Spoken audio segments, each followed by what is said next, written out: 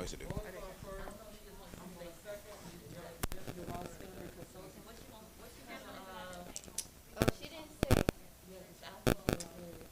All right.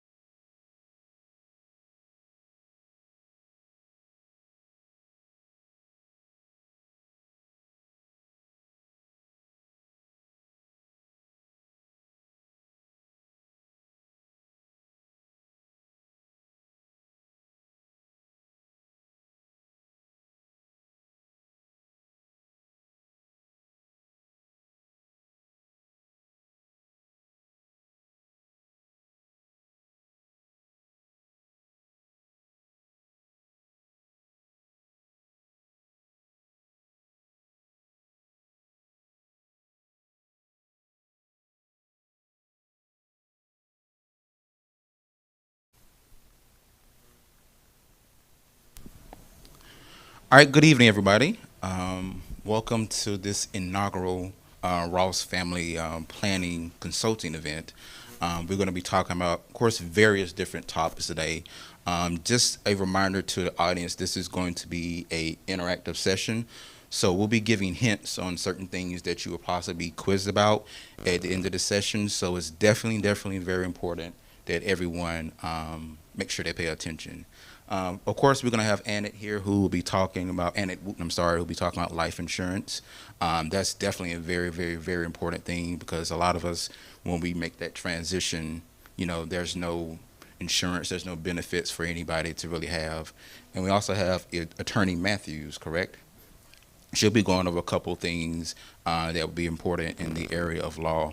And then myself, Zach will be talking about those things in relationship to when you make transition and getting ready for that. And then myself, I'll be talking about banking.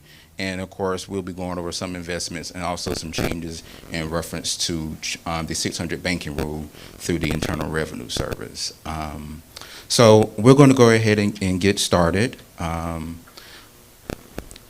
go ahead and do the first slide. So my session will be understanding the numbers. I know a lot of people are a little hesitant when it comes to banking. Some people are also a little hesitant when it comes to like investment. So we'll be giving you guys like a really high level overview on some of these topics. Let's go to the next slide. And of course, all this information that I'll be sharing will be strictly for informational purposes. Of course, make sure that you do your own research, but I'll also be giving you guys some good hints and some good resources that you can use to maybe, delve deeper a little bit. All right, let's go over to the next slide. So my agenda will be banking, succession planning. We're going to talk about peer-to-peer banking, some freelance sites, with prices going up. Everyone's kind of looking for side money and gig money. So I'll give you some resources in reference to that, and of course, index funds and ETFs. So let's go over to the next slide. So I know a lot of people are a little hesitant when it comes to banking. I know we have a lot of people who are unbanked. So I list a couple of different resources there that you can use. Some different banks who don't have fees or whatever. Ally is another one. Discover Debit also has a checking account, and they have like a reward system that you can also use. Verobank is one that doesn't have any maintenance fees or overdraft fees. Of course, it's definitely strictly over the web. And with them, you can also get your deposits, direct deposits up to 2 days early. So they're really efficient. If you're one who's interested in doing like black banking, Greenwood Bank, which is based here in Atlanta, they just opened up, and of course you can download their app in the Play Store or the Google Play Store, and they also don't have any fees. Also, they don't even pull your credit when you're trying to open an account. So some of you guys are like, I don't know, my score doesn't look that good or whatever. You just need a social security number and you can also get an account. I also wanted to talk about savings accounts. Some of your traditional savings accounts have really, really low rates. So there are also some that give you more better rates. And I think Ally Bank is one of those as well. And also, I wanted to also mention too that Ally and Credit Union and Vero Bank also have savings accounts that you can also use as well. All right, let's go over to the next slide. All right, so when it comes to succession planning and banking, when I used to work in the back office of the bank, they would never hesitate that when Big Daddy or Big Mama passed away, and Big Mama was the only one listed on the account's frozen. Because usually when someone passes away, there's a date of death that's issued and no one can have access to any of those assets at all. So I think it's very, very important that if you have someone who's aging, someone who's a bit old, you definitely want to have someone listed on the account. That's extremely, extremely, extremely important, because if you have a secondary person that's listed on the account, everything kind of flows fine. Those assets will still keep moving. They have a clause that's called like right of survivorship. So joint account holders have that.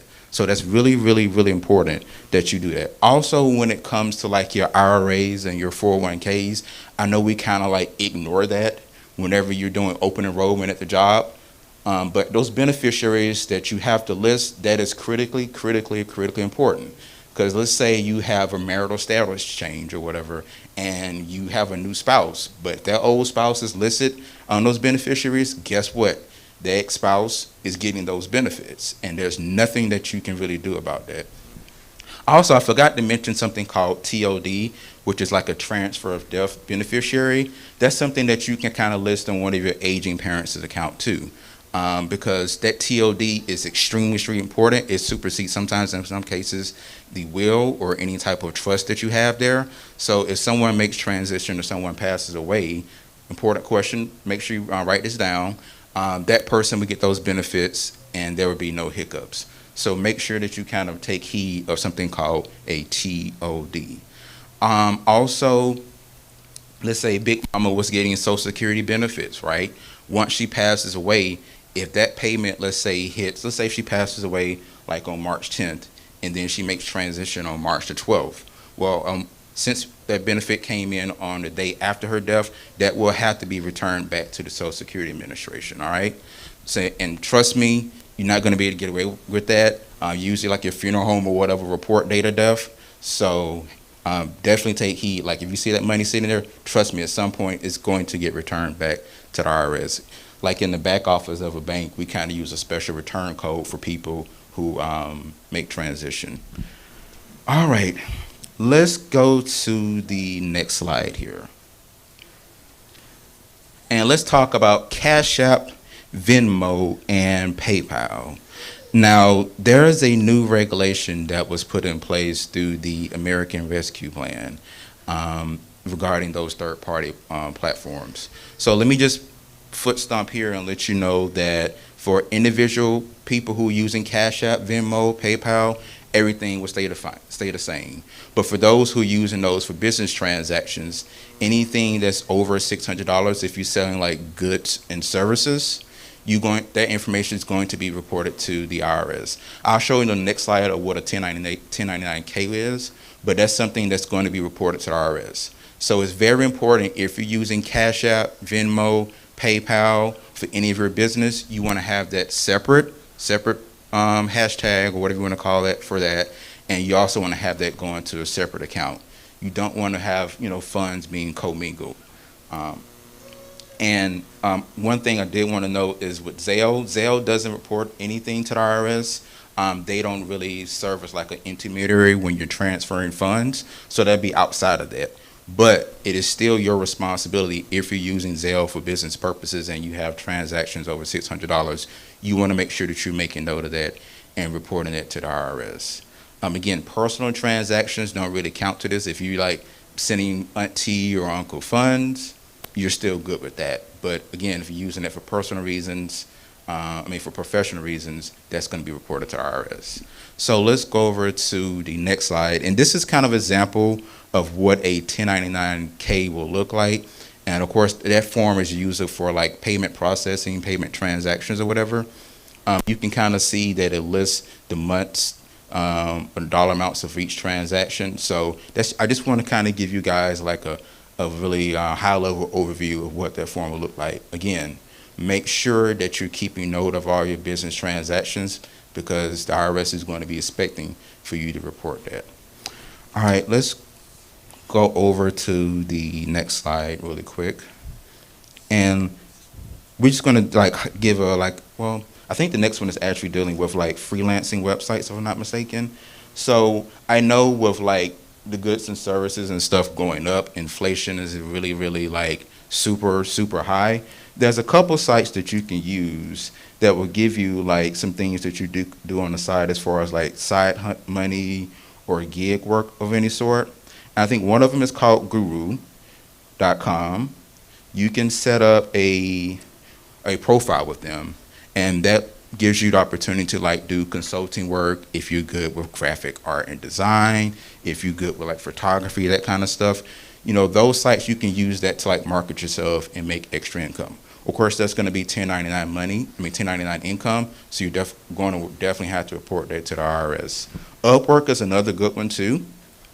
You can set up a profile with them and do like gig work. TaskRabbit, if you're really like handy, good at putting stuff together, that's an excellent resource to use for that.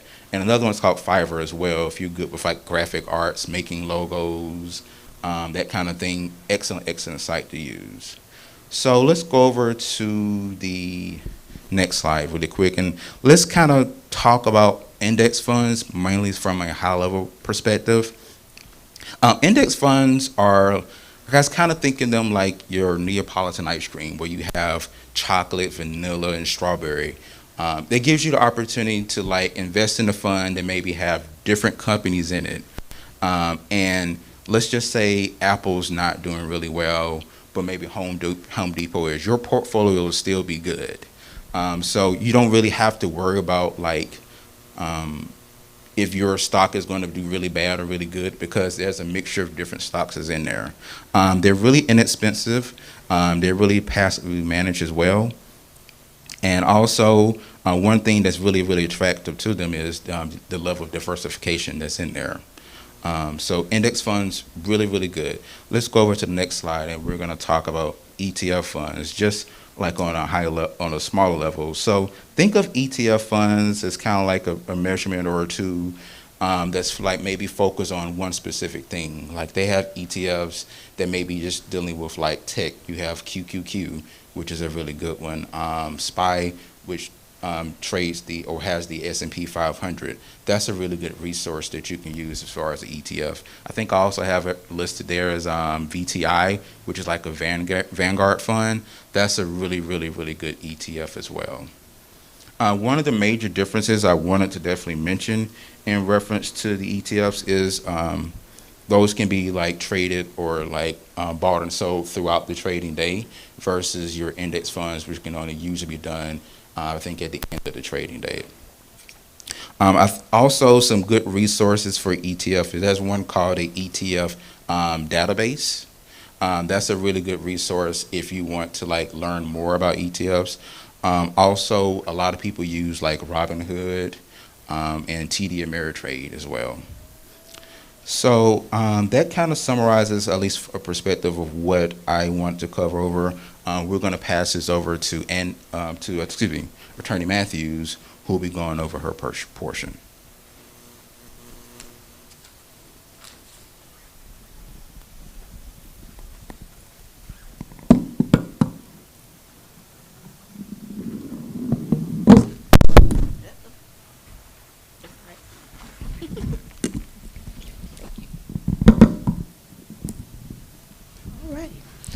Hello, everybody, and good afternoon. I can't see y'all who are virtual, but good afternoon to y'all as well.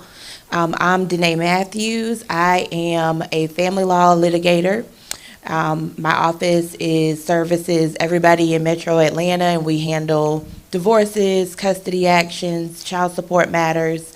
And a part of doing all of that, obviously, is kind of setting everybody up who is going through a divorce anyways for what's going to happen after that.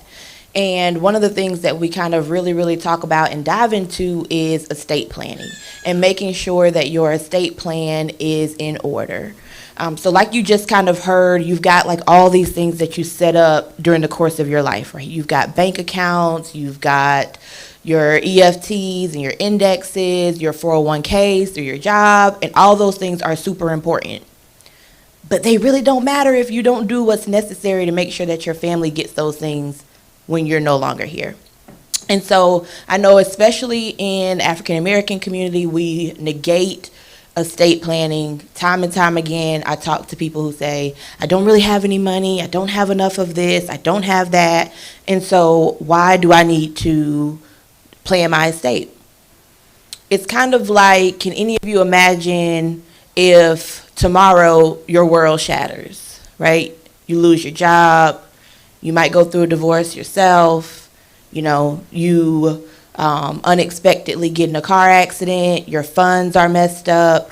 COVID showed us. People are in the hospital, days on end, weeks on end.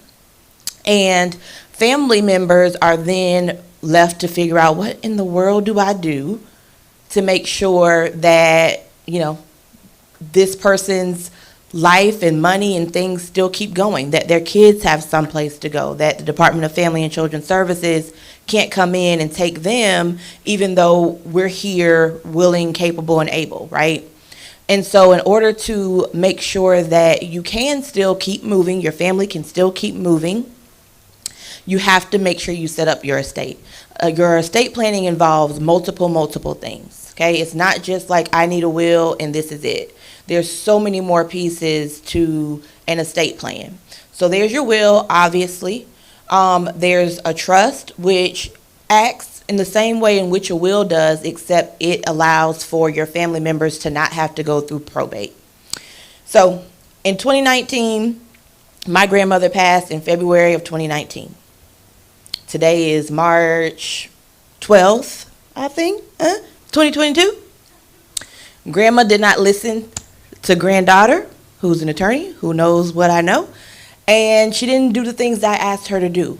And so today, 3 years later, we are still in probate court, going through the battle of figuring out her house and making sure that it transfers into the appropriate individuals' names and all of those things, which we could have avoided if she would have just done the things that were necessary to be done. As simple as a will, right? It would have made that process much quicker and much more efficient, but she didn't have anything. Specifically in the state of Georgia, you can create your own estate planning documents, but it's not going to be as efficient as it would be, obviously, if you had someone else preparing those documents for you, but just making sure that you are doing them.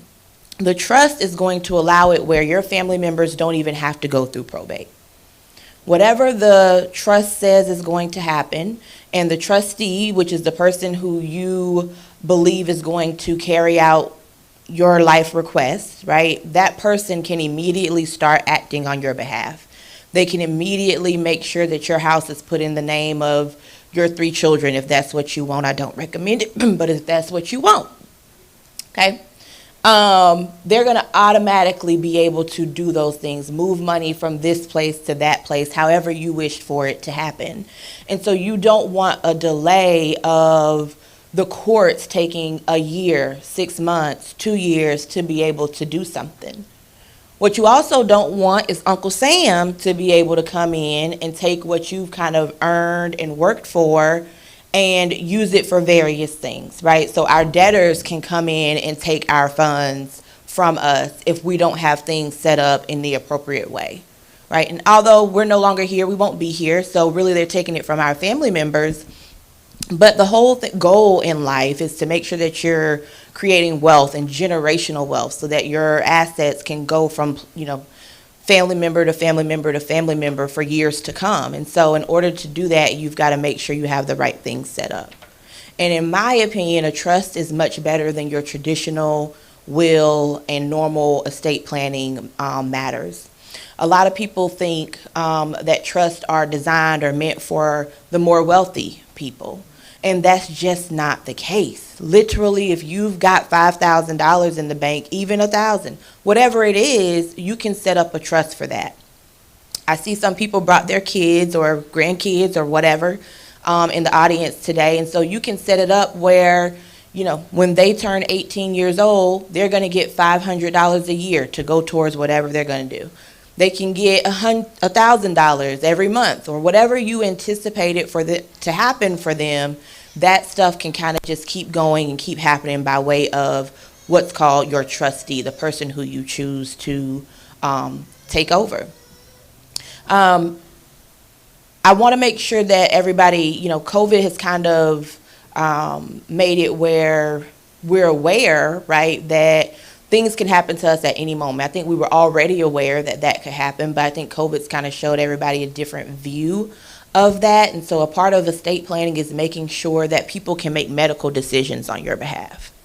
And obviously it needs to be somebody that you trust, and you can change it from time to time. All of the things that I'll be discussing today can be changed throughout the course of your life and should obviously be looked at. Even the things that were spoken about earlier, your beneficiaries on your 401ks and things, they can be changed from time to time. If you are no longer speaking to a certain individual, or if they pass away, right? Because if they're not here, they couldn't possibly carry out your wishes later. And so you want to always make sure that you're thinking about and changing those things. But you want to make sure that you do you want to be resuscitated if something happens to you? Do you want drugs to make things easier, or do you not? Do you want to, have it where they're going to be able to put you under and things are going to be able to be paid? So I have a podcast called Conversations with Danae, Your Family Law and Wellness Needs. And just this past Wednesday, I had another attorney friend of mine on, and we were discussing estate planning and all of those things. And she was telling a story about how someone was in the hospital, and they had been in the hospital for, I think, almost a month, if I'm not mistaken. And when they got out of the hospital, their home, they had been evicted from their home. All of their things were sitting outside. So can you imagine, like, coming home, you've really went through this whole battle, horrible situation, whatever it may be, and then you come to find out that you've got to figure out, where do you go? What do I do? How do I do it? Because now you're going to owe this person. And then in the rental market these days, right, you're paying a lot of money in rent, and you've got to pay your first, your last, your security deposit. And even in the housing market, the purchasing market, that is insane market right now. And so if you can imagine having to shift gears and figure out how to deal with the financial piece of your life, but also where am I going to lay my head, when that could have been dealt with if you had the appropriate documentation set up in your estate plan. Because those individuals would have been able to go in and access your bank accounts and pay your rent for you, pay your mortgage for you, pay your car payment for you. But without those things, they're going to have limited ability to move and act on your behalf. And so the document that's going to allow that to happen is called the power of attorney. I hear so many times people saying, well, I've got power of attorney over X, Y, and Z, and so all's well, that's all I need. That ends when that person passes away. It's a wrap. There's nothing that you'll be able to do once that person is no longer gone. It does not survive death. And so although it's extremely important to have it while you're still living, because you don't know what's going to happen from, you leaving your house to you getting someplace else, you're going to need to have the appropriate things set up for after the fact. So I just want to make sure that you guys are cognizant of the fact that it doesn't matter your age. So the moment someone turns 18, if you've got children and they've gone off to college, they're 18, or maybe they're still at home and they're working, whatever they may be doing, you need to make sure that you go ahead and get the power of attorney done. It's a simple 1 to 2 pager, depending on the complexity. And then you need to make sure that you start that process of going to move into the other things. I know one of the things I constantly talk about is having somebody else on your bank account. I know we've kind of heard a little bit about that already. And when I bring it up to people, and generally it's in the conversation of somebody who just got a divorce and maybe they don't have family members around or whatever.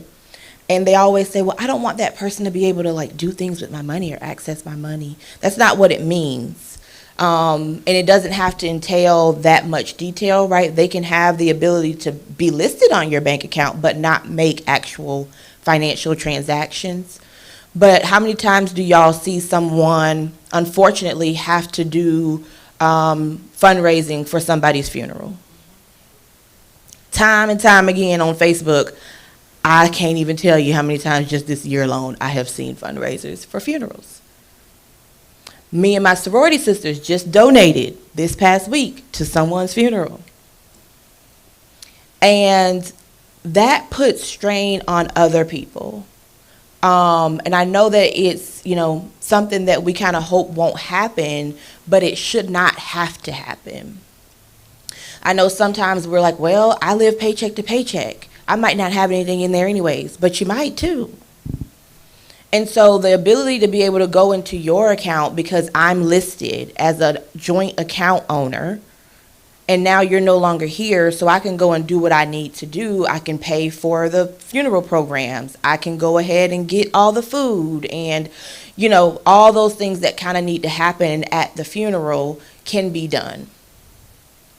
You want to make sure, I can't say it enough, that you change that person. If you no longer feel someone should be listed on your bank account, you take them off and you put on somebody else. So, and I speak from experience, y'all. I told you my grandmother passed away. My aunt is bipolar schizophrenic. And when she added her, we had no clue she was even on the bank account until we went up there and tried to do what we needed to do to pay for some of the funeral expenses. And when we added her, we knew she added her a long time ago because she still had the name that she was when she was married. She hadn't been married in years, y'all. Years. But she had been bipolar schizophrenia for years. And so then we had to figure out, how do you tell this person who can barely hold a conversation, or on Monday is nice and cool and on Tuesday is calling you every name in the book? How do you get that person to agree with you that this is what should be done and we should go and get this and maybe we should do this and that? You can't. It is very difficult.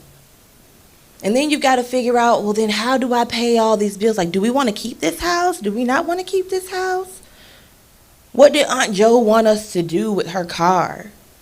You don't want your family to have to figure those things out because they're already grieving. They're already trying to figure out the day-to-day stuff in their own lives and then having to figure out what to do with your stuff. It's only fair that we make sure that we want to protect our family members while we're here, and we want to help them and they want to help us, and so we need to make sure that we are doing that for them for when we're no longer here.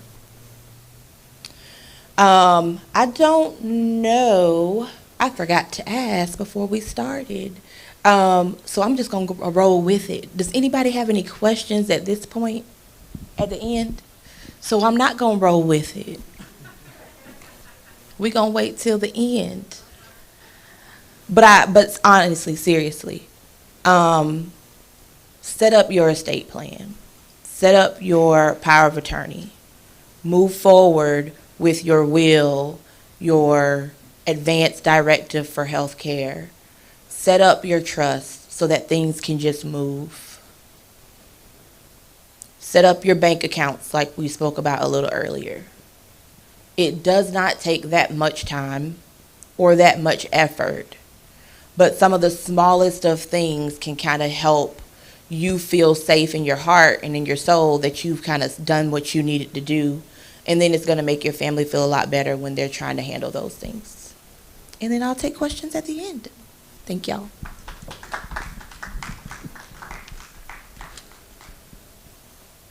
Thank you, Attorney. Good evening, everyone. My name is Annette Wooten. I am known as the insurance lady with tennis shoes.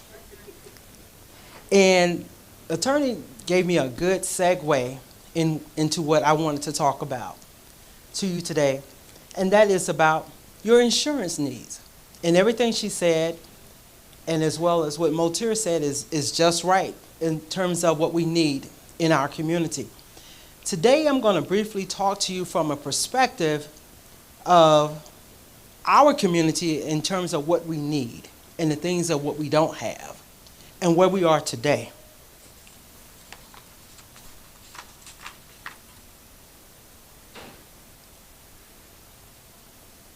From time to time, when we were slaves, that's what it was.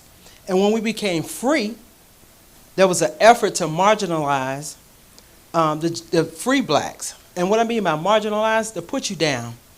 Say, hey, you weren't worth anything to have life insurance.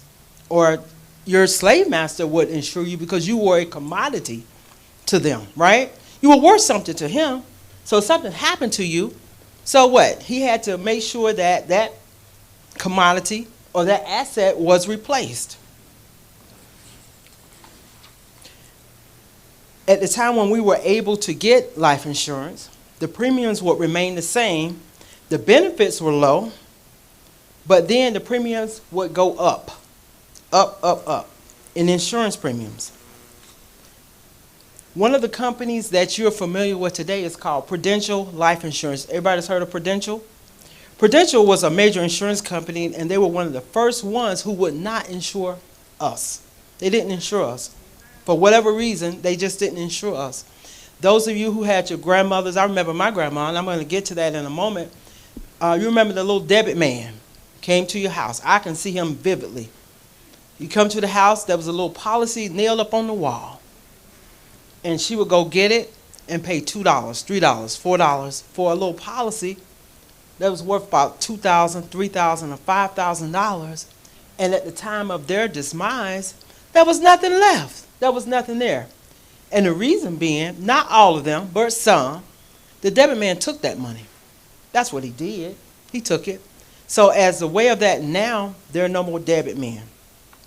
So with Prudential Insurance, what they used, why they didn't insure us, was called genetic inferiority as to why they did not insure black folks. There's a trade publication, and I've listed references, that was put out in 1891 that said life insurance companies, and this is Prudential, life insurance companies are not Negro monadics. They are in business institutions.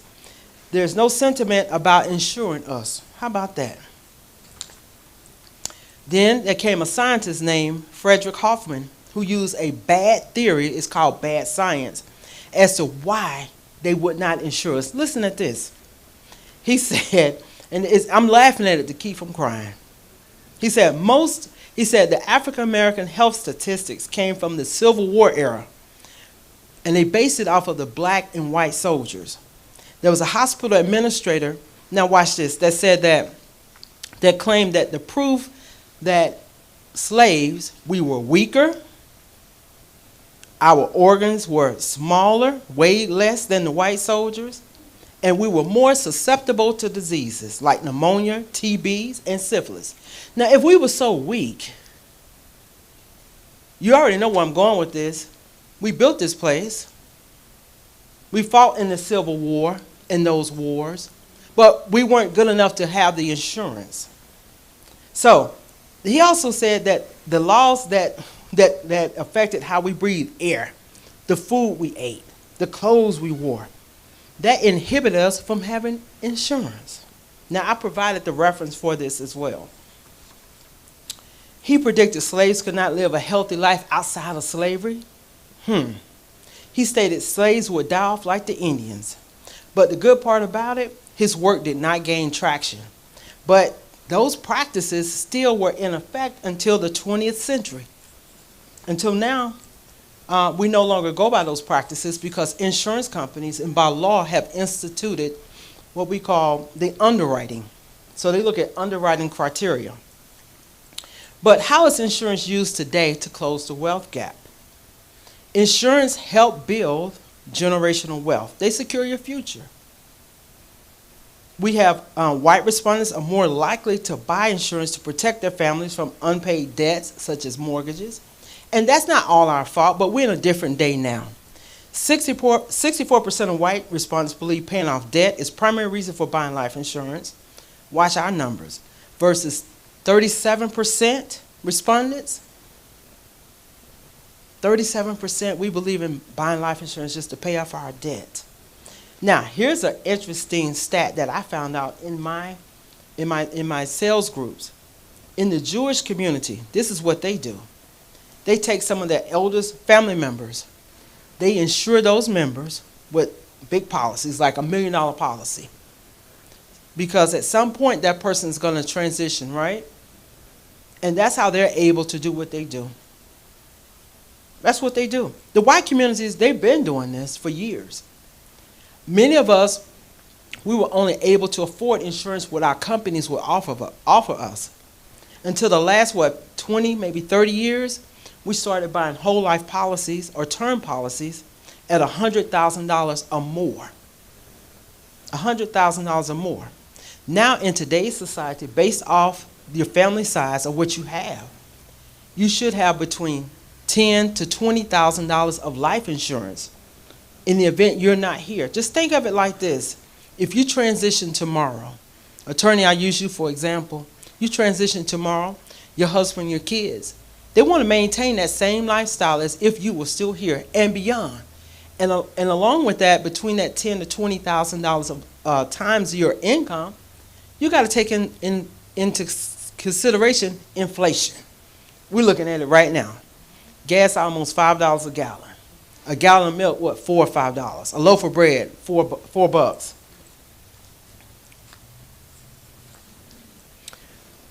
Okay, so I talked about earlier about the little debit man. That's about 2 slides ahead there. We talked about the debit man. He had small premiums, $2, $3. There were small benefits, $2,000, $3,000 for a policy. But at the end, there was no coverage. Many of those people, they took our grandmas and our aunties' money. If you ask me, I think you need to go try to find those people. Where's my money? Find them. Where's my grandma's money? She paid for all these years. Where did the money go?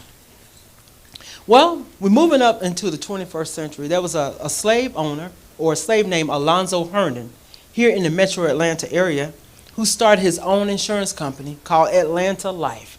It's downtown Atlanta.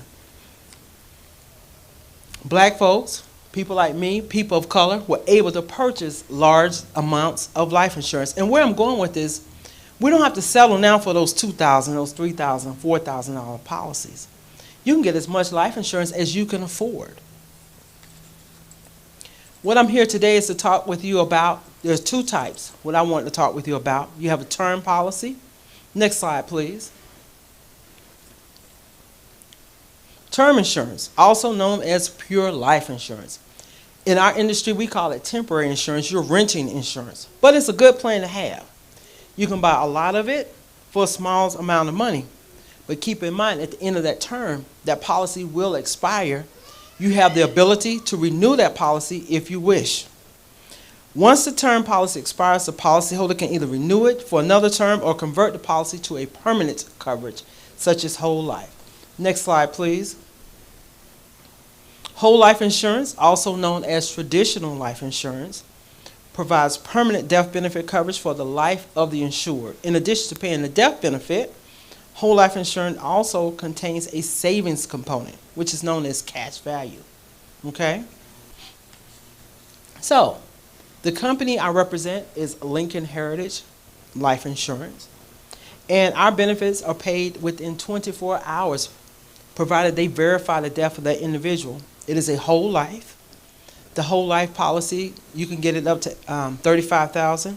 We insure from ages 0 to age 85. There's no health examination. Just apply and just a few medical questions. Most people qualify for the coverage, even with health issues. Rates and benefits are locked in for the life of the policy. So if you have any questions, at the end of this presentation, when Zach comes up, make sure you contact me, the insurance lady with tennis shoes. My number is on PowerPoint. I have an email address as well. One last thing I want to say, make sure you have your insurance in place because you don't want to cry twice. Thank you.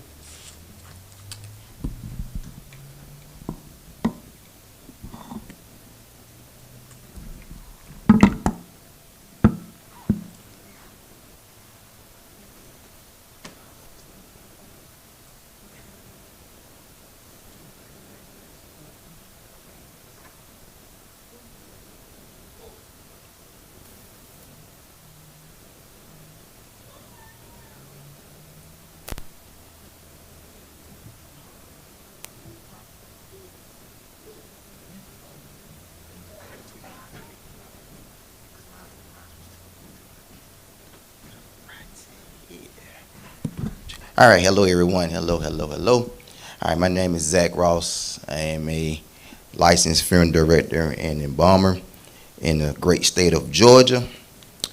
And thank all the panelists for all the information they given out today. That's $1 million worth of information that they gave out. And one of my main goals was to start a panel such as this, because in my business, all the information that everyone gave out, I get that question every single day. So no, I don't sell insurance. No, I'm not a lawyer. No, I'm not a banker. I'm just a funeral director, but I get that question, okay? So in my business, when the person die, I'm the first one that you will call. So my phone rings constantly, all day long, every single day. And one of the main first questions that I will receive is, my loved one passed, how much does it cost? Okay? And then they will say is that I don't have any life insurance, my family doesn't have any life insurance. What can you do for me? So, and my response is, what is that you want me to do for you? Okay? Of course, I'm in the business, so I can't give funerals away for free. And funerals does cost, okay? And another thing would come up when my loved one passed, like both the banker and the attorney said, is how can I access my loved one's bank account? They have some money in their bank. I need that money to pay for this funeral, and it's a block on my account. What can I do? Okay, so, and one of the main things that I wanted to do was inform people, okay? And because people perish for lack of knowledge, and so we wanted to inform as many people as we can, so I can kind of eliminate that scenario. All right, so what I'm going to talk about briefly is why pre-plan. Okay, why should I pre-plan? All right, so when a person dies, something has to happen. Okay, unfortunately, in this life is designed that one day you will leave this beautiful green earth that God has prepared for us, and you will go to a better place. So something has to happen, okay? So when you person pass, you got two options. You can be either buried or you can be cremated, okay? Now, just like someone said earlier, the pandemic kind of brought a lot of life when it comes to death, okay? The whole world just changed in the moment, all right? We went to bed one night and woke up, COVID-19 hit. People started dying. People making plans like they never seen before. The funeral industry changed. So something had to happen, all right? So you got two options. You can be buried, you can be cremated, whatever your choice is in life, all right? The pandemic did bring on cremation as a more popular. Cremation was a thing where people was kind of timid of it, didn't want to do it. But now, cremation is probably more popular than burial now, okay? So, the question I get again, like I said, how much do funerals cost? What is the average cost for a funeral?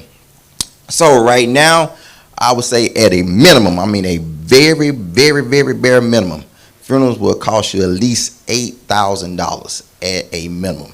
Okay, $8,000. All right. Now, and that price is constantly rising. Okay, reason the economy has changed.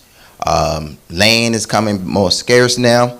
So everything is changing in our industry. So that price is constantly going up. Okay, I can remember when I first started in funeral business 20 years ago, this average cost was probably around $5,000 for everything.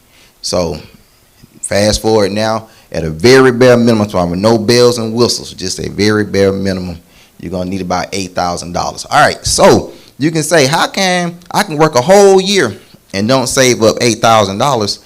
So can you imagine trying to come up with $8,000 in 2 to 3 days? And you got pressure, like, man, my mama just died. I got to get my mama buried. I got to come up with some money. And that's where she was talking about people start, when it's online, you got the GoFundMe's accounts and people making donations and people making fish fries and people donating. All right, so what we want to try to do is let's try to get that down to a minimum, okay? All right, try to get that down to a minimum. That's when life insurance come into play, or those trust funds come into play, or some kind of play where you can take care of when you leave here, you don't leave your kids and your family members stressing, trying to figure out, hey, how can we help my loved one have a proper service, okay? All right, so pre-planning. So a lot of people don't know this, all right, but you can actually pre-plan your service, okay? You can pre-plan your service. They said when you're making arrangements, that's kind of one of the hardest things to do in the world. It's almost like trying to buy a house. All right, buying a house is not simple. You just can't go pick a house out and the next day you're moving in. It doesn't work that way. You got a lot of paperwork involved. You got bank accounts involved. You got lawyers involved. So the same thing when it comes to making an arrangement. You have to choose within the hour, say, hey, what kind of service do my loved one want to have? Now that goes back. Did my loved one want to be buried, or did my loved one want to be cremated? Did he want to go to this cemetery? Do they want to have a church service? What kind of service would they want? Okay, so that's where pre-planning comes into play. The first thing is you saying, hey, I am making a decision for myself that if something was to happen to me, this is the type of service that I want to have, okay? So that kind of takes one of the burdens off of your family. All right, so you can do this formal or you can do it informal. Okay, formal means that you will come in, you will sit down in my office like a person like me, and you will sit down and you will put it in writing, or you might go to a law office and put it in your will saying, hey, if something happened to me, first thing I want this to happen. Second thing, I want this to happen. So when something does happen, the only thing you have to do is go back, pull that document out, everything is already laid out. Informal, you can do it as a joke, okay? You can be riding down the road and say, hey, when something happened to me, take me to this cemetery. All right, I told you I got a cousin. He always joke with me when he see me. He said, hey, I want to be cremated because I don't want to give you all my money. All right, so that's an informal way of saying things that, hey, he always said he wanted to be cremated. So that way it's an informal way of planning, okay? All right, now, the third thing with pre-planning comes into a very important matter is you can lock down some prices. You can lock down some prices. All right, I say it again. You can lock down some prices. I just told you at a bare minimum, funerals now start off around $8,000 at a bare minimum. That's with no bells and no whistles, just $8,000. All right, 20 years from now, how many think 8,000 gonna double to? About 30,000. All right. So if I came in, you sit down with a person like me, you're kind of locking down some things into play, so that way 40 years from now you won't have that burden trying to come up with 40,000 because you kind of locked down some things, okay? And I won't go into too much detail because some things that you can do to pre-plan to lock down and some things that you can't pre-plan to lock down, but it's very important. All right, another thing is too, all right, we learned this last year. I told you when pandemic hit, it was more deaths than ever before. All right, so if all my loved ones go to this particular cemetery, okay, and then something happens to me, if I want to go back to this particular cemetery, they might say, hey, well, you can't go beside your loved one because it's already taken care of. It's already full. Somebody already got that spot. And you learned that kind of last year because people were trying to get next to their grandmama and their mama that passed 20 years ago. It's no longer available. But if you pre-plan, you can kind of lock down my whole family's area and you can make sure it's secure so no one gets beside your loved one. So that's another key reason why pre-planning is very important. All right. Now, financially, you can also kind of prepay for your funeral, okay? All right, you can prepay for your funeral. You can do this several different ways. And the way that I like doing it is through a bank account. A bank account called POD, which stands for Paid on Death. All right. So some people don't believe in insurance. Believe it or not, some people just don't like it. Money or no money. People don't say, hey, I'm not going to pay all this insurance, and something happened to this insurance company, might go out of business. They might just up in one day just take my money and run. So what you can do is you can go to a bank, set up what you call a POD account, stands for Paid on Death. And so the same way that you was making payments to your insurance company, you can put that money in the bank. And that money in the bank will keep drawing interest. And the only time you can use it is if you pass away, your loved one, your next of kin, your family can go to the bank, show that they had a paid on death account, show a death certificate, you can pull that money out, and that money can go towards your funeral expenses, okay? That's the way that I like to do, which is called POD, which stands for Paid on Death Account, okay? So again, like I say, what we're trying to do is just try to inform people, because like I say, every day I get a phone call, my loved one passed away. What should I do? I've never planned a funeral before. I didn't know it cost this much, and I don't have any money. What can you do? And my response always is, what is that you want me to do? Okay? Because the way this world is designed, like I told you, you have to leave this place, and some things got to happen. Okay? And you don't want to leave your family in limbo. I see it when people start to when someone passes, it gets ugly. It's not that pretty. You talking about people arguing over bank accounts and houses and cars and which go this way. So you want to make sure that you have some kind of security so you don't leave your family hanging. You don't want to leave your family in limbo. So I say you get you a trust, get you a will, get some things in writing. So what happened, you want to make this transition. It's already hard, but you want to make this transition as smooth as possible for your family. So that way they won't have to be coming in with the arguing and coming in with the fighting. You want to make sure everything is safe and secure. All right. All right. Thank you very much. I think we're going to move to the next portion.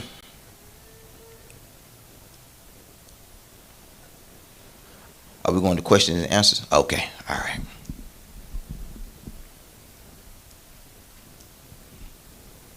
I think we're going to do it in person and virtual questions, correct? Okay. All right, anybody got any questions for anyone up here in person? Any in-person questions? Anybody?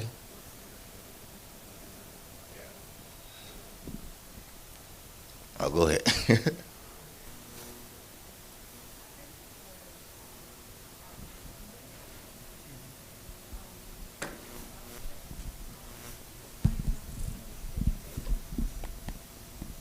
Yes, sir. Oh, Yes.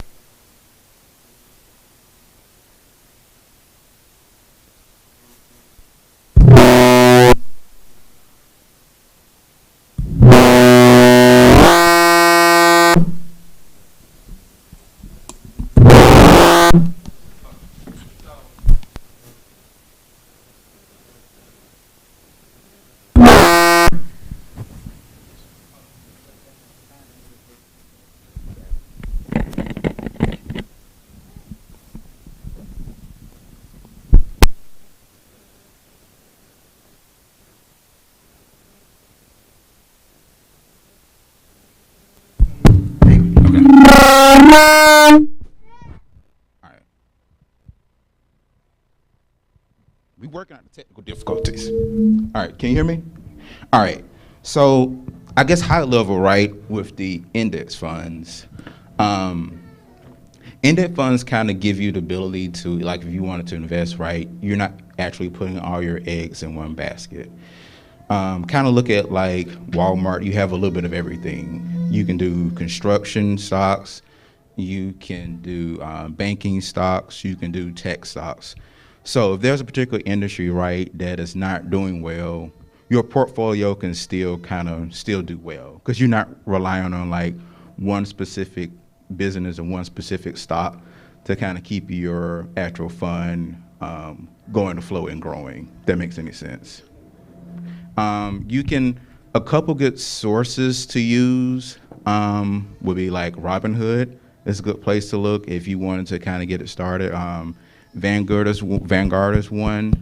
There's also a site that's called ETF Database, which puts a lot of information out there to kind of help educate you on how that process really works. But one of the things that's pretty attractive about it is the fact that the costs are really low.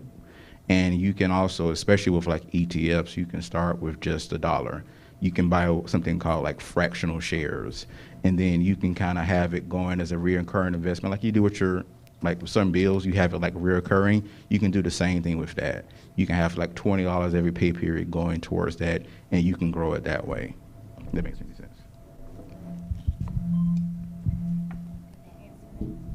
Okay, there was another question. I'll go to some of the ones that were sent. One question, how do I leave my possessions to my grandchildren? I think he has one.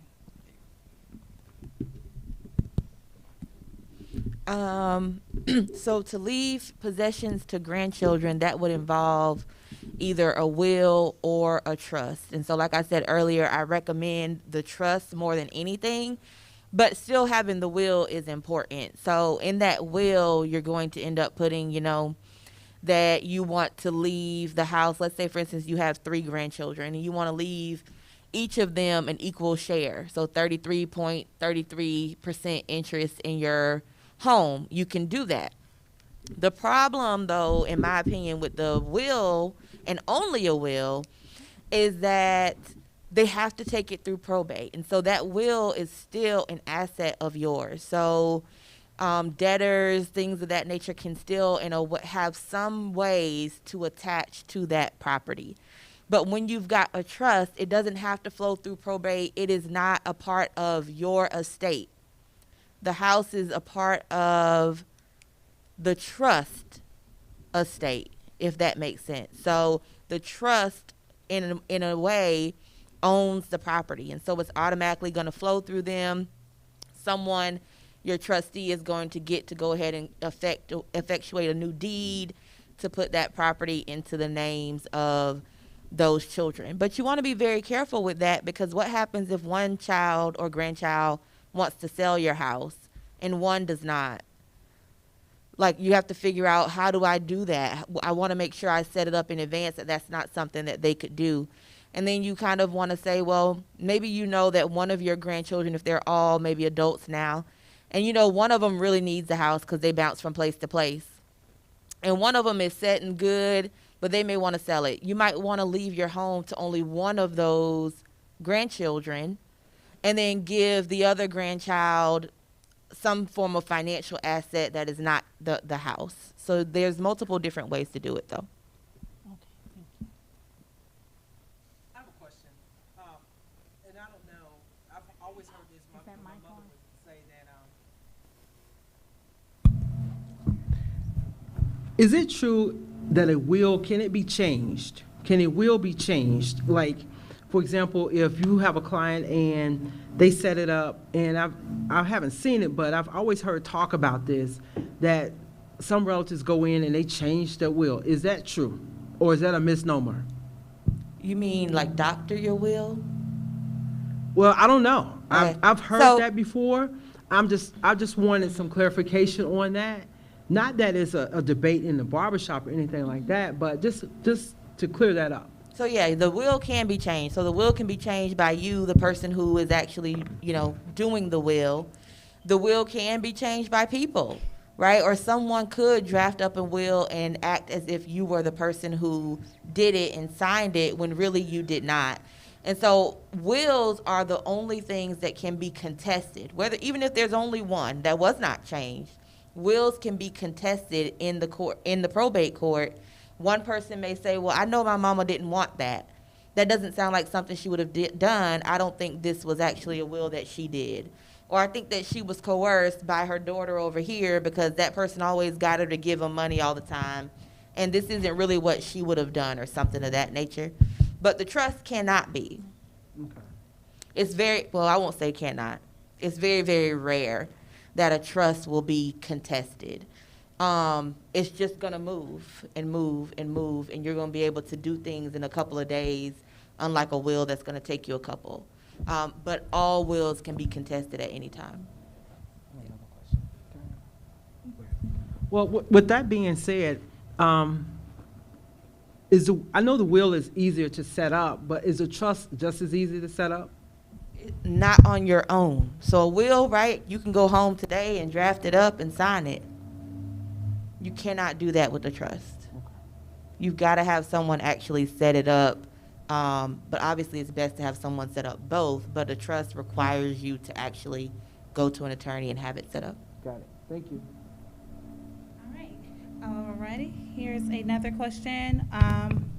The question is, my son passed away and left both his wife and myself as the insurance beneficiary for his job.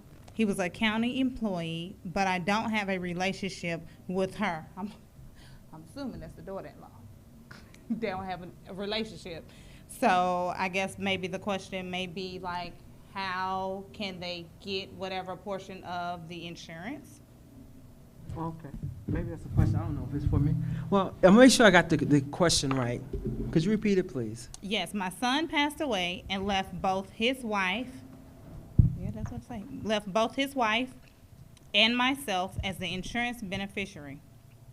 He was a county worker, but I do not have a relationship with her. I'm assuming that her is the daughter-in-law, his wife. Okay. Well, how insurance works, once you, whether you have a term policy or a whole life policy or whatever it is, those are contracts. It is a contract at that point. And whomever the insured list as the beneficiary, that is the beneficiary. Now, that is one contract that you can't go in there and tamper with that one. That is the beneficiary. So the beneficiary, be it, as you just stated in your question, the wife and her as the daughter-in-law. The mother and the wife and the mother, his mother and his wife are So his they're both beneficiaries. on there as a beneficiary. So I would assume at that point they're 50-50. Okay. So one person has 50% and the other one has 50%. And so what the insurance company will do, the insurer, let's say if that policy is $100,000, each one of them will get $50,000 each. And also along with that, for the audience, those benefits, you receive those tax-free. Oh, okay. You don't pay taxes on that money. No, I was going to follow up with that too. That works the same with like 401ks, IRAs when we're talking about beneficiary. If that person, passes away or whatever, and let's just say they have $100,000 in that 401k and they have two beneficiaries listed, it's going to get split 50-50. I'd like to say something too about beneficiaries. So, like you said, she doesn't know that person. I always tell people, if you have insurance, please let whoever you choose as your beneficiary know that they are your beneficiary. A lot of times, people, especially with jobs, when people fill out benefit packages, they just fill it out and don't complete their paperwork. So if they do not list a beneficiary, then you have to contact someone like an attorney to try to figure out how can they dispute your funds. And a lot of times those funds won't go towards anything business-wise. So if you was to come to me and say if that person came to me and she don't have a beneficiary, she had, my loved one got insurance.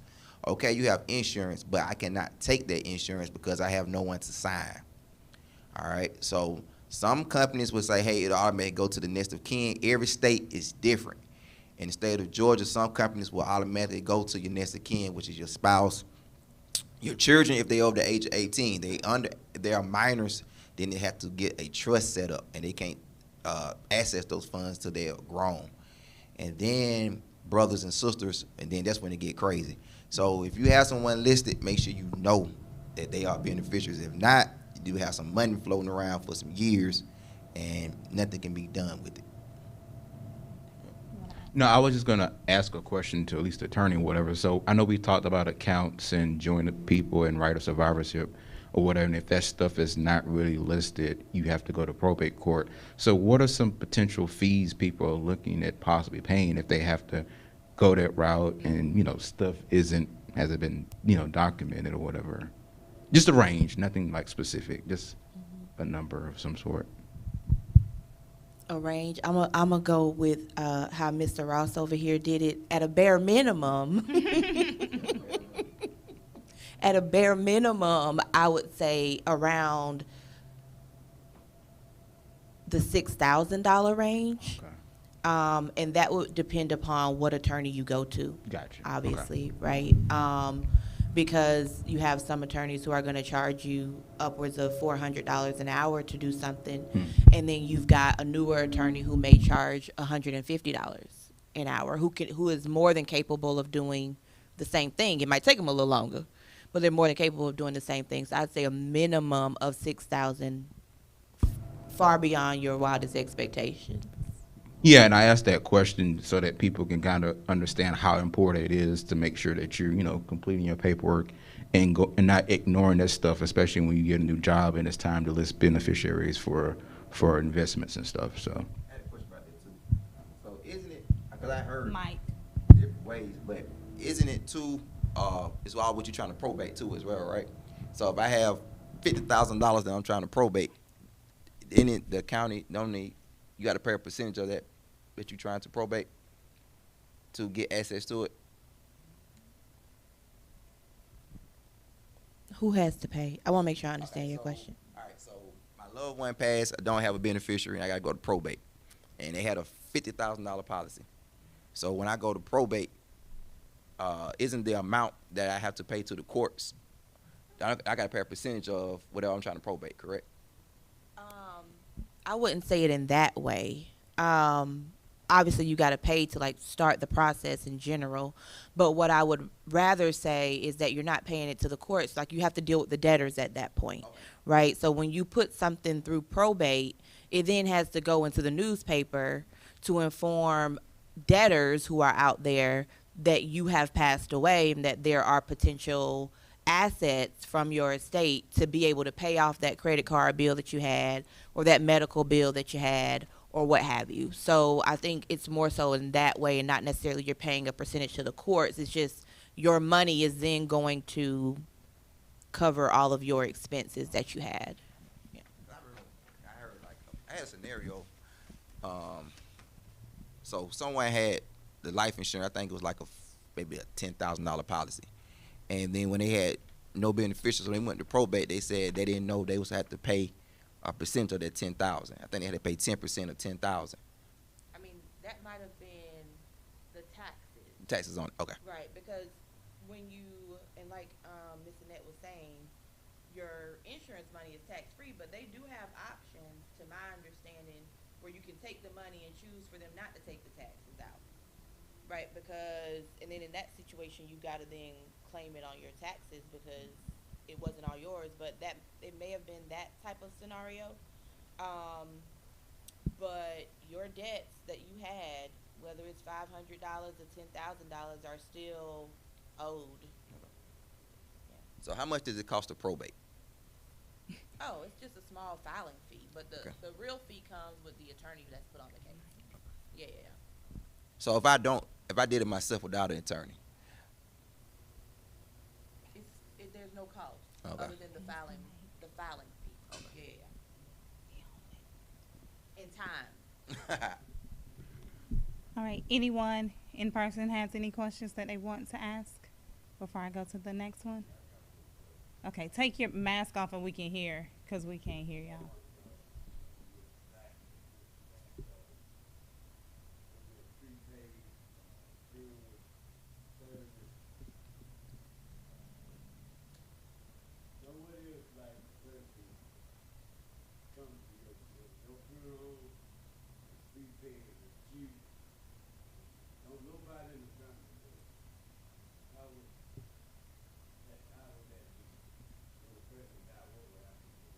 So that's actually good. Yeah, that's good. Yeah. Yeah. So unfortunately, so that does happen. Um, so I actually changed my method of doing that. So for years and years and years, people will come and make prearrangements and didn't tell anybody. So they'll make it 20 years ago and didn't tell anyone because they came by themselves. And when they passed, no one knew. And so a lot of times people lost money, or they would have plans that nobody know about. So now, if you come to me and sit down with me, you can't come by yourself. I always make sure you bring someone with you, and that person that you bring with you is a person that you trust, that can keep up with your paperwork, make sure your wishes are honored. So if you came to me today and say, "Hey, I'm making prearrangements," the first thing, I'm not going to let you do it by yourself. You have to bring someone with you. And the reason why you bring someone with you, so that doesn't happen. I have a file cabinet full of people that made prearrangements by themselves, and a lot of people have passed away, and nobody knew any information about it. And also, if they have a lawyer that they set up their estate through, I tell them to when they make their paperwork to make sure their lawyer have a copy of their paperwork as well. But I changed that reason. You cannot come by yourself. You have to bring someone with you. And just to kind of follow up on that end, when you're having somebody go with you for that, people need to know if you set up an estate plan too. And it needs to be in some place that is easily accessible to them, right? Because when somebody passes away, I'm going to go looking in nightstands maybe, or I'm not looking in your shoebox. Like, I'm not. That's not something that the normal person is going to expect to look there. So make sure that you tell someone where you've placed those things, or put them in a place where it is easy to find to the common person. The person with even the littlest bit of common sense might be able to find it. Like, really think that way, seriously, when you're talking about where am I going to put this stuff, especially if someone did not go with you to set it up. And in those estate planning documents, we also include things like your funeral arrangements and kind of what you want for those things. So that if you did not do the pre-planning, which you should do, if you didn't do it, somebody kind of knows exactly what you want to have happen. Go ahead.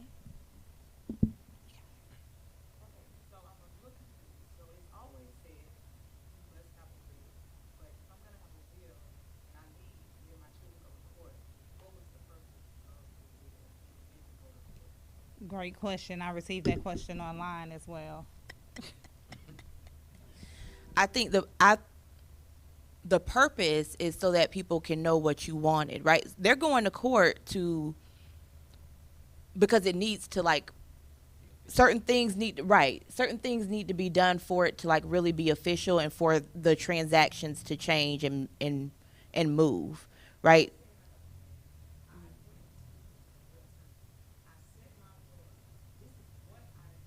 Mm-hmm.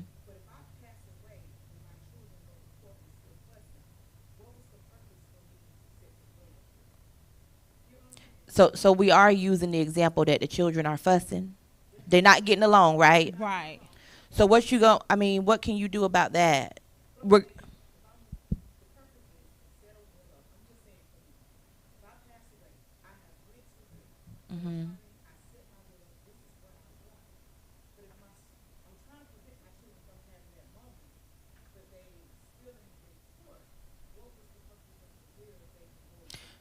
Because no.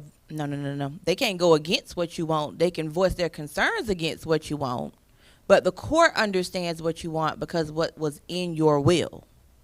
So it's not a situation of they can fight and bicker over what they believe your intent was, but it's in black and white. The person who believes, let's say for instance you've got 3 children and there's one of them that believes that you really did do this in this way, they can subpoena that attorney to come to court to testify that you actually were in their office, you did do these things, so on and so forth. So you can't prevent people from being people, if that's a good way of saying it, right? Like, you can't prevent your kids from arguing with one another just because you drafted something. it won't be changed because it was a valid document. If somebody can prove it was not a valid document, then it could be changed. But so long as it was in fact valid, you did in fact sign it, there is no proof that you changed it or amended it or updated it later, it's all good. Yeah. Yeah. And that goes back to like giving one thing to multiple people. Right. They're gonna probably argue over that one thing. Even somebody gave a great example of if your kids when they were young argued all the time, or at Thanksgiving they get into a little bickering argument, they probably gonna argue when you ain't here. Okay. Good answer. And that was again one of the questions not from her, from online as well. So since we're talking about that, and that's the second, so what about trust? So I heard you earlier speaking about trust versus will. Like the question was stated about having a will, however, once I'm deceased, they're still going back and forth. So is it better to have the will or the trust? Because what if I have those kids that scared of the law? So they really can't go to court, even though they have to go to court because it's legally a legal document and a will. But I have, Jaquarius them and little Lily Ann, and they can't go to the court because they scared about them traffic tickets. So what do we do? They didn't show up. What do we You do? better show up for them traffic tickets and just pay that $2 fine or that $400 for that super speed I done got before more than once. So that's why the trust is important, though, because the trust is going to just allow the trustee, and a will is called the executor. So the trustee from the trust will be able to automatically start acting and avoid having to go through that. Like literally, they are practically the same thing. One just avoids an extra step to get moving to the, additional things, right? And then one also avoids debtors. That's always important. I don't like those people. Okay, So- so I'm sorry. Go ahead. So yeah, so that's the main thing. If you know that your family members have legal issues, or maybe they're just uncomfortable with doing that, or maybe they're not going to have the assets automatically available to them to go to court, then just do the trust. But it's important, in my opinion, to have both. Okay, good. Anybody else?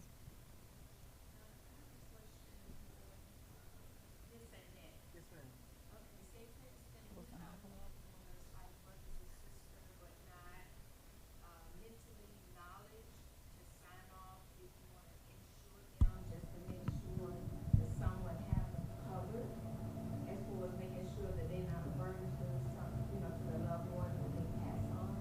How could you do that if they're not mentally there to say, okay, I agree with your insurance? That's a great question. Thank you.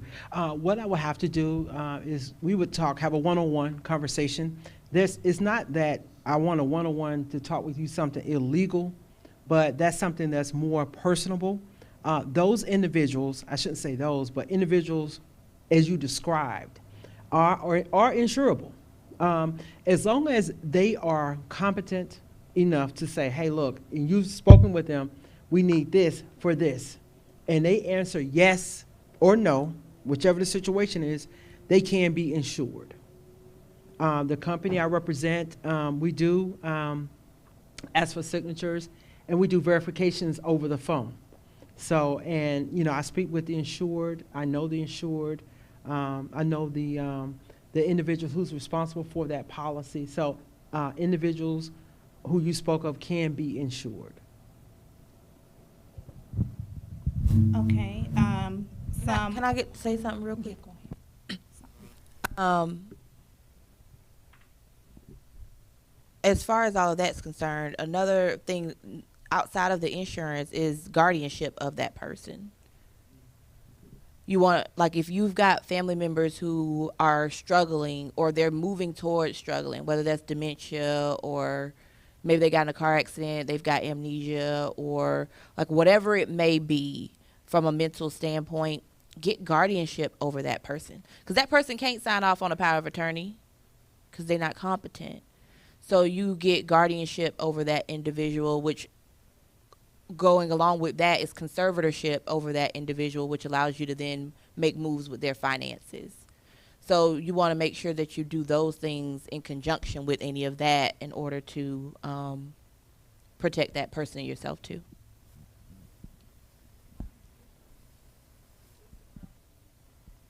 Guardianship is done through the probate court as well.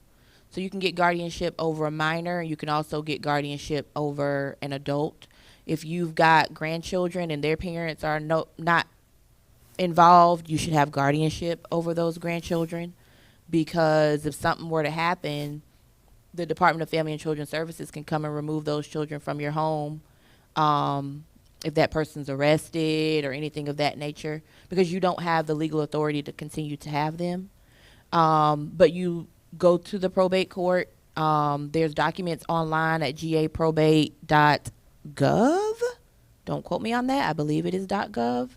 And there's packets on there for all different forms of guardianship that you could have.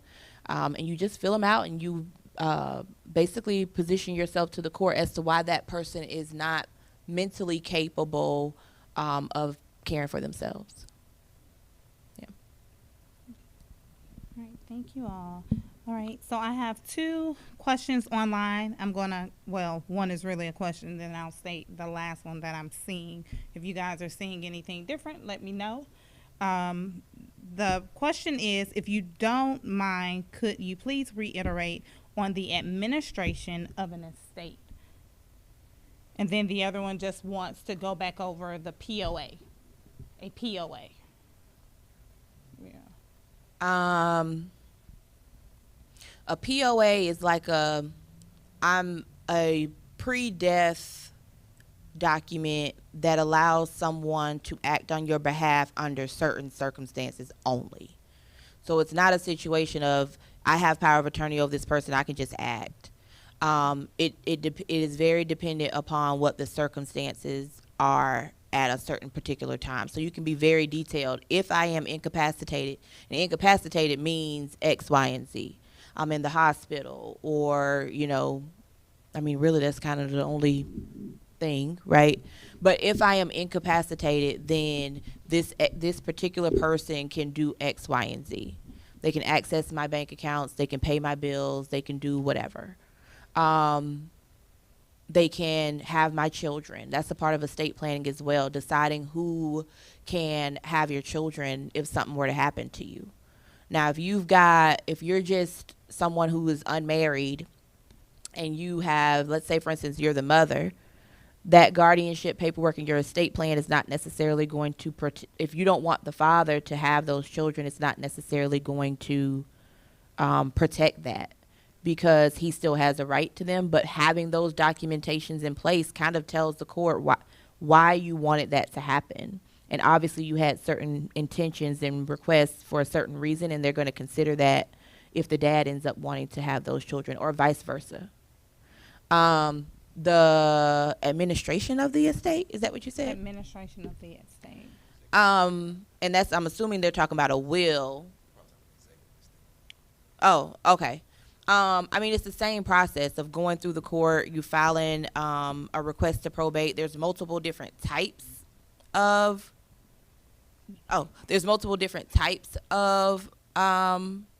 probate litigation, and it depends upon whether you've got a will or you don't, whether you've got, what documents do you have that this individual had.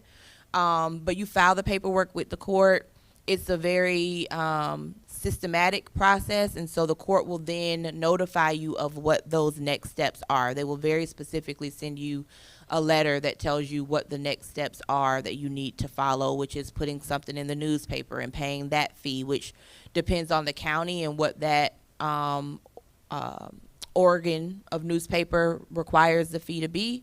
And then from there, you're waiting a good few days, about 30 or so days, to see if any of the debtors file something asking for a claim to the estate. And if not, you're also then waiting for people to come forth with any objections to the estate. They have the same time frame after it runs in the newspaper. And then from there, the court is just going to finalize it, depending upon what is all involved in the estate, though. Okay, I think that pretty much answered it. Anyone else have any questions? So I got a couple questions. I'm gonna ask everybody a single question. Like I said, I wish all you all can come to work with me every day. I promise you. All right, so I'm gonna start everyone down. So Mo, all right, you spoke about bank account when someone passed away. All right, and explain to them how can they access the bank account, or what need to be changed, or what they need to do to access funds. Yeah, so there's a couple of different ways you can go about it. First, you can have that person, I think even attorney mentioned it too, you can have them listed on the account like a joint account holder. Of course, there's restrictions on what that person can do, but at least if someone passes, you have access to the funds. It kind of gives you right of survivorship is what they call it in the banking world. Probably the more easier thing to do is just do the transfer of death designation, where if someone passes and that beneficiary is listed, that person has access to the funds. You don't have to go visit the attorney and pay fees and all that stuff. Everything moves so smoothly. Those are two different ways you can go about it, but I would definitely encourage someone, if you have someone that's aging or maybe going through something and they're just listed on that account by themselves, you really want to address that. Otherwise, it's going to be very expensive for you, and it's definitely going to be a headache. All right. So, Big Mama passed away. She was on account by herself, and I'm trying to get access to her account. So basically, they cannot touch her money. No, that account is going to be frozen. The bank will receive a notification eventually of someone passing, and at that point, everything is shut down. And I've seen cases and heard cases of kids going to the bank trying to get Big Mama's funds to do X, Y, and Z, but they can't do it because they're not listed on the account. Even if they're next to kin, they're not listed, it's going to be a problem. Unless, of course, you've gone through a legal process before that, but you're going to have to go through layers and steps just to get access to the funds. So, All right, thank you very much. All right, insurance lady. All right, so someone passes away and nobody know that that person had insurance. So how can they find out whether or not their mama, grandmother, grandfather, dad had insurance, an insurance policy? Well, one way that what I've seen in here recently, they have things called unclaimed funds. If you are a person who's very savvy with the computer, you can go out and find those unclaimed funds. Now, it doesn't cost a lot of money, but you'd be surprised. You can type in your name, and it's a big database. Every state lists one. And there are monies out there that may or may not be to find those monies. Another thing which you could do is if that person was working, the last person was working, you contact their employer, excuse me, and ask them about those policies. Most people on their jobs, they have some type of life insurance, be it $50,000, $10,000, or $100,000. You contact that employer, you get their kin people, as where my mother would say, who they peoples is. You get their kin people involved to find out who are the beneficiaries on these plans. But keep this in mind, I wanted to say this, and this is not to bust the bubble or anything. Just because you may be the beneficiary on that policy, and I'm sure you've seen this, it does not mean that that individual will come in there and pay for that funeral. Right. I've seen it where they keep that money and say, hey, I'm not paying nothing. This is mine. I'm the beneficiary.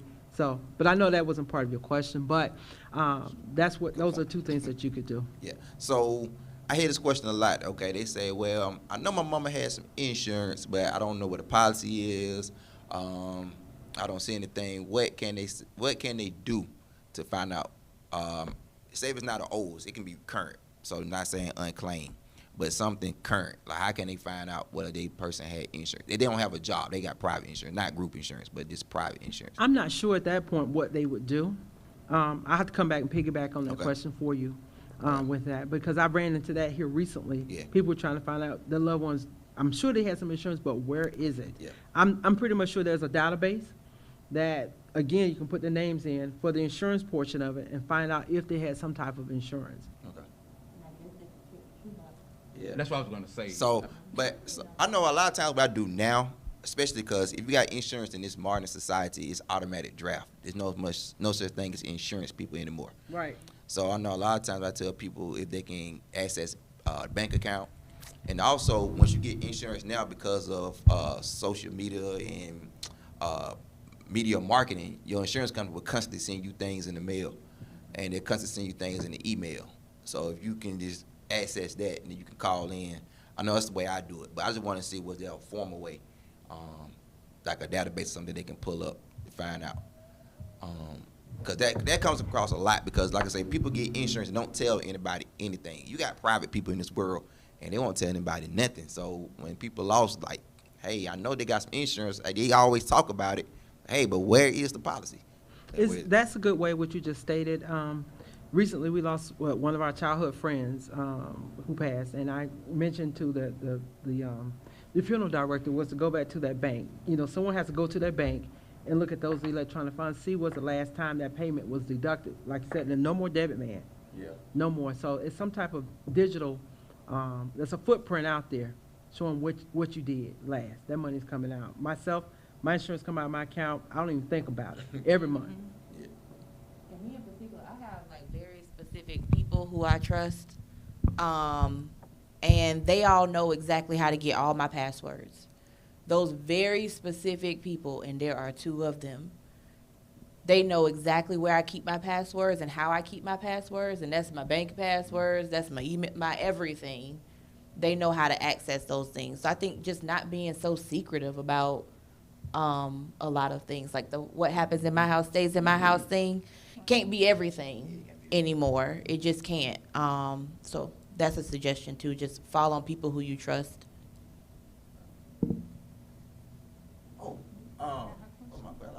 Okay, so, all right, so I always call my attorney here, and I got some hard problems. All right, so if someone is separated from their spouse, but they are still legally married, and there are adult children involved, or say it might not be adult children involved, but okay, someone is separated, but you're still legally married. What kind of rights do your spouse have? You're so funny. They have all the rights. They have all the rights. I don't remember, somebody said it earlier, or maybe Christy had a question or something, but that person has all rights to everything, which is why you want to change your beneficiaries even at the moment you file for divorce. Or, you know, whatever life-changing event that you have, you want to reach out to those, you know, to your bank, reach out to your life insurance people, reach out to your HR department at your job, if that's the way it's being done, however, and change that stuff. Because otherwise, your spouse, whether you're going through divorce or not, or, and I see it all the time, you separated for the past 10 years or 5 years or 3 years and you've never done divorce and you've just been living separate, that person has 100% in the state of Georgia access to all things. What they a bigamist and have 2 or 3 wives, or 2 or 3 husbands? Well, they just committed. Like, all right, for example, the big celebrity James Brown. You know how his estate just got settled, but this year, what was last year? I'm sorry, this 22. Last year. So in situations like that, all right, somebody has 2 or 3 wives involved. So they just got to go through probate, and probate got to keep separating. I see these questions a lot, so that's why I'm asking. All right. You gotta go through probate. Okay. Fight it out. All right. Mama got a question.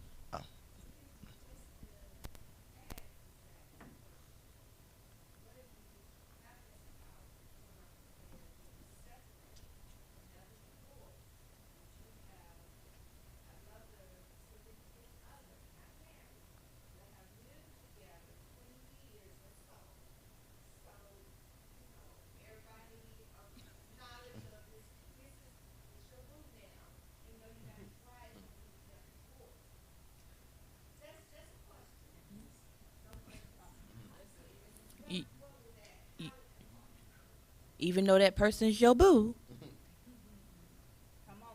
your spouse is your spouse. So your boo can go to court. Your boo can go to probate court and fight it out, but your spouse is legally the person who can access those things and has the right to do so. It's so sad. So we have one other question here. What's the difference in a trust and irrevocable trust, and which one is best? Is the follow-up question. One is revocable and one is not. Like, one means you can pull it back and one you can't. In my opinion, the revocable trust is best because you want to be able to make changes. Because just like we aren't who we were 10 years ago, we're not going to be who we are 10 years from now. And the people who we put into those documents are not either. So we may not trust them anymore. They may not be here anymore. We may want different things for them. So revocable.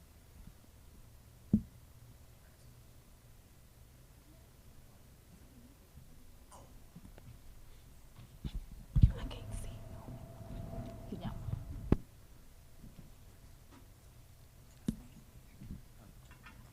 All right, well, wait, we have one more question, sorry.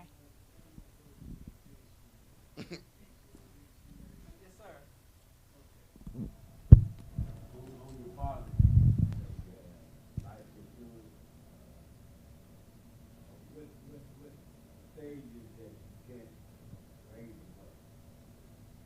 Yes, what stage you can't raise it up? Well, you want,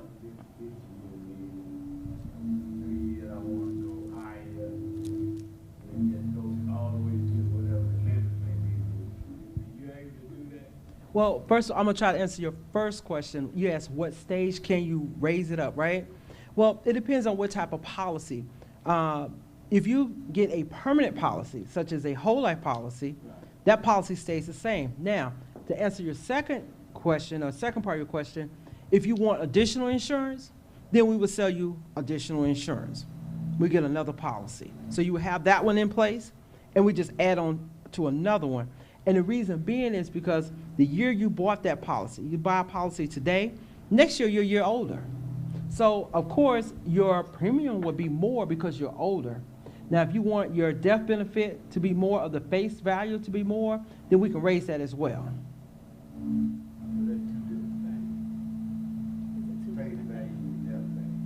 No, the face value and the death benefit are the same. Face value of that policy, for example, if you want, I sell with Lincoln Heritage, we have a whole life policy where the death benefit and the face value is $35,000 is the maximum that you can get there. However, I do have other plans such as like a term policy. You can get up to $1 million. Death benefit, face value. Death benefit and face value are the same. So what I could do, if you make an appointment with, I can come out and explain that to you in more detail. He was saying too, all right, so if I got 10,000 this year, if I got 10,000, I see this a lot too. I know the question you're asking. So if I bought a $10,000 policy original, and then next year say, hey, 10,000, I want to get more. I want to get 15,000. We can do that. All right. That was, so do you have to start over on your premiums, or you start the day? I know the answer, but that's what the question you're trying to get We to. would get another policy going because he's a year older at that time. Yeah. So I see that happen a lot too. A lot of times people don't know too. I seen it where when they increase, it doesn't date back to day one. Nope. It's like dates that you got the increase. So sometimes you got to be careful when you do an increase, especially in business wise. Yeah, in business wise. So if you had the insurance 10 years and you got a $10,000 policy and you say, hey, 10,000, well, I want to get a 20,000. You basically starting over from the day you write the 20,000. So it's best, what she said, to get a whole nother policy, because now you don't age and you're gonna be paying more, but versus you still got your 10 that is good. So now you have two insurances versus trying to increase. Matter of fact, we had the question last night, right? Right. Yeah. All right. So it's not a good thing to do I wouldn't say, me personally, I wouldn't do an increase. I go to get a whole nother policy. Yeah. Versus doing an increase, because business wise, especially when insurance got a whole life, got a 2-year contestable policy that's in effect, sometimes that 2 years can mess you up. And what? Thank you for that. That is far something else. What he mean by mess you up? Your health changes. Things go bad on you. You get older. My eyesight now is not like it was 25 years ago. I have to wear glasses now. So things change, and that's why it would be best to get a second policy versus when you're trying to go back for the other one, where we a lot higher now when we add it on.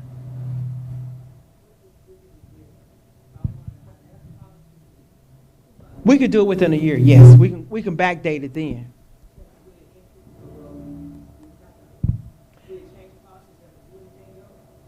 what we would do, if you're going up, of course, your premiums are gonna go up. But in terms of you being able to be insured, no, because we did it within that year. And the reason about that too, let me go back too, because I want to make sure I know that let this be known too. A lot of times people don't know that insurance policies, when you get insurance, especially whole life policies, the insurance company wants you to live 2 years. That is those health questions that you ask. Do you have cancer? Do you smoke? Do you have AIDS? This and that, the third. They want to make sure those questions stay in effect for 2 years before, hey, I'm going to pay you this $10,000. So this happens a lot, especially the whole lot. I think you got to live a year. It's 2 years in a day, right? And it's 2 years in a day? And then 2 years in a day, right? Yes, sir. So 2 years in a day that you got your insurance, that's when that policy can go in full effect. So that's why I say if you rewrite it, if you add to it, if I got a policy in 2020 and now it's 2022 and I want to increase, I don't lost 2 years. So basically I'm starting back over with basically nothing, a whole new policy. So a lot of people get messed up, and you see this on the insurance a whole lot. If you just Google it, you'll see it. People say, hey, my little one passed. I thought I had insurance. And when you come to me, I say, hey, I can't touch it because it's what they call a contestability period. They mean the insurance going to do a review. They want to make sure you didn't lie. I'll never forget. I just had this happen less than 2 weeks ago. Someone was like 10 days short from their 2 years, and he passed away. And he passed away from lung cancer. But the insurance agent, not saying not you, but the insurance agent was so glad to write an insurance policy that they lied on the policy, said that the person smoked or have any, was a smoker. They checked no. So now when this policy is contestable, so when the insurance company got the policy and they read it, they said, hey, we're not going to pay that because it was a lie on the write-up. The person died from lung cancer and you said they didn't smoke. So that's why you got to be very careful within those 2 years. So you got to kind of stay squeaky clean and pray to God that you make it those 2 years.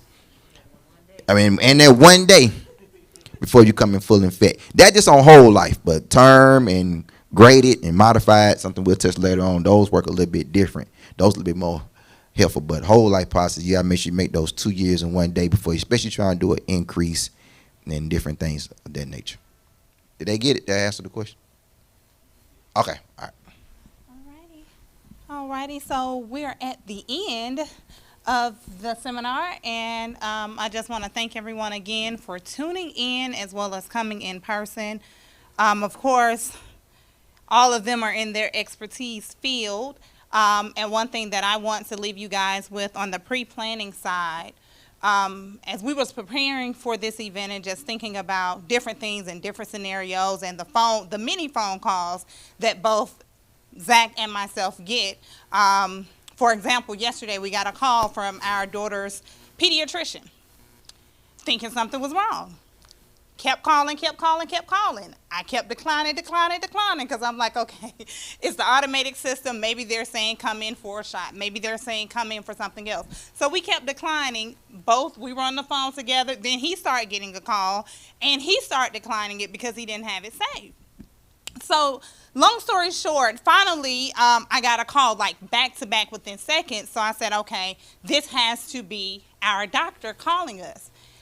Answered the phone.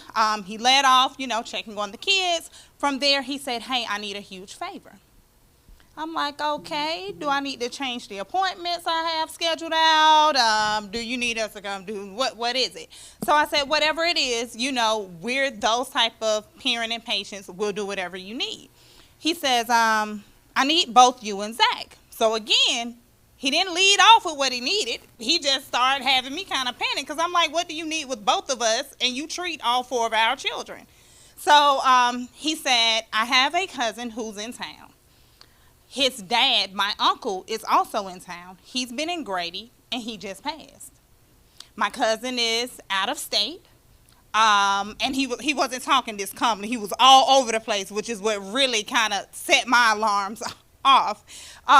So he said, I have no idea what to do. And the first thing that came to my mind was call Zach and Christy. I said, okay, thank you. And he didn't know why I was chuckling, but he was confirming some things that God already had set forth to happen, but he was just confirming, of all people, our pediatrician. So anyway, we did all those transactions, got Zach on the phone, got him on the phone, got the transitions. Now, this is a pediatrician who treats majority of Atlanta, partner in Children's Healthcare of Atlanta. He's on top of his game. Him, his wife, his kids, we're very close with them as well.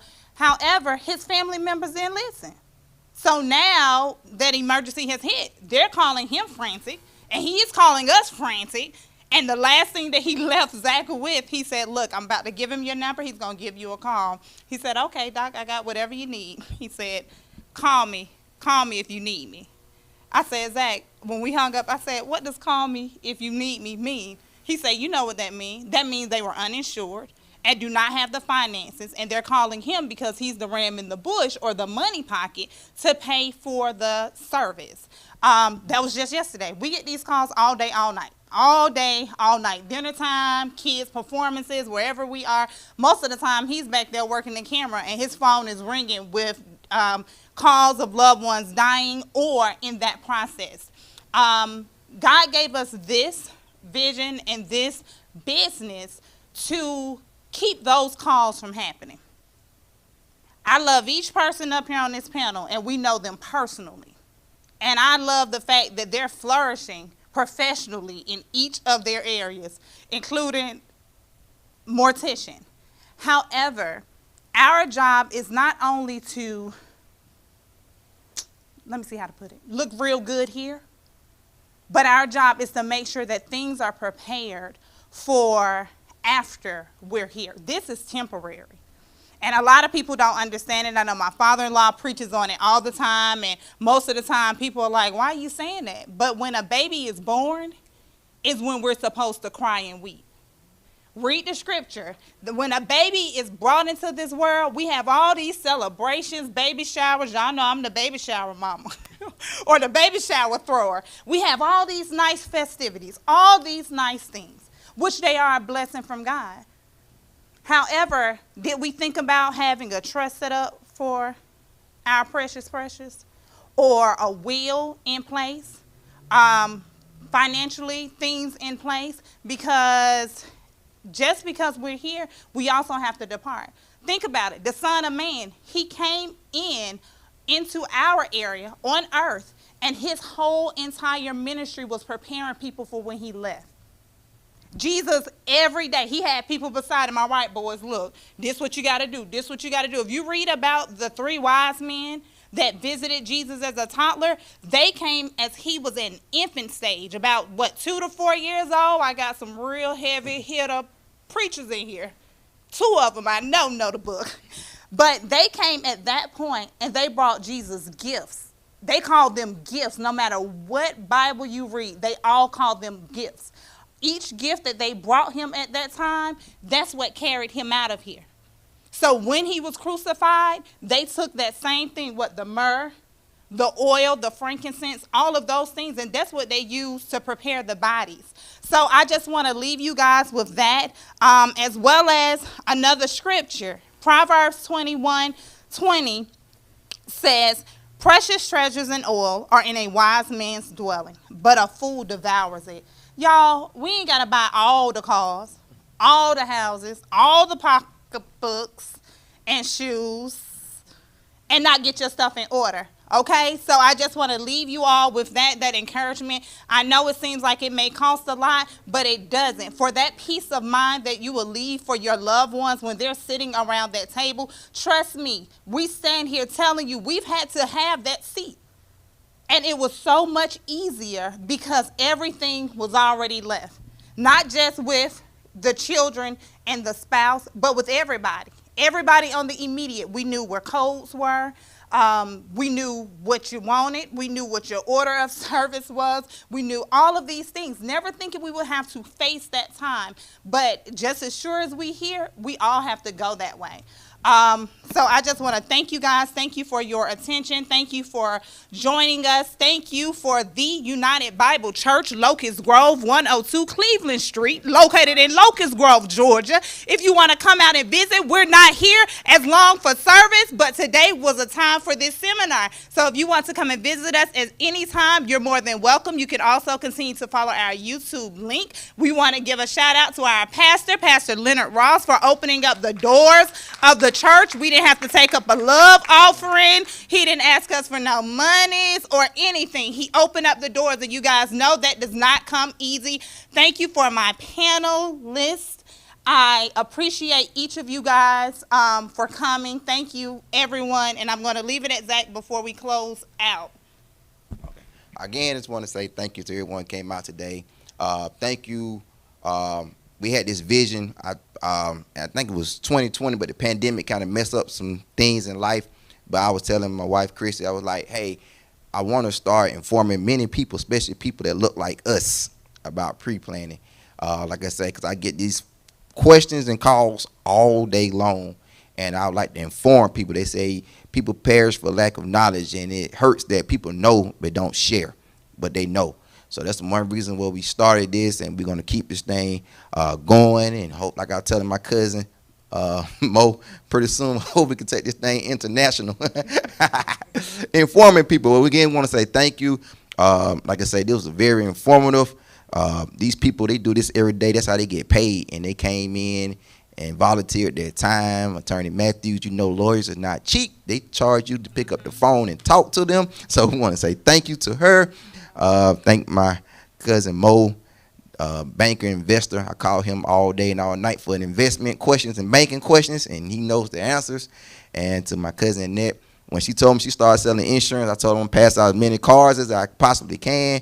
And thank you. If you need any insurance, Lincoln Heritage is a great company. I don't work for them, but I have seen it done, and they're a great company. Thank you for coming in and sharing. Everybody needs some life insurance, any type of insurance questions. She's spot on. She know all of it. I call her all the time too, as well, with insurance questions as well.